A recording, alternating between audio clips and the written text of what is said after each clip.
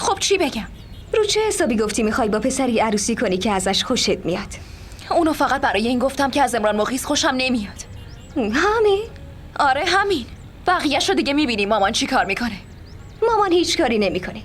اون فکر میکنه تو لج میکنی و با عمران مقیس ازدواج نمیکنی. اگه خدایی نکرده موفق شدی، اون وقت دیگه زن علی حمزه میشی. خدا رحم کنه. اگه به خودت رحم کنی، اون وقت خدا هم بهت رحم میکنه. خب من چی کار کنم؟ یعنی بیشتر از این چی کار میتونم بکنم؟ آهان، نظرت چیه تهدیدشون کنم که سم میخورم؟ ها؟ فقط تهدید؟ پس میخوای سم بخورم بمیرم؟ حتما الانم میخوای بگی دخترها خیلی وقت این کارا رو میکنن. آروم بشین و فکراتو بکن زلیخا نور محمد. ببین چه کاری میتونی بکنی وقتی هر دختری شنید حتی تو خوابشون هم ندیده باشن، چه برسه اینکه تصورش بکنه.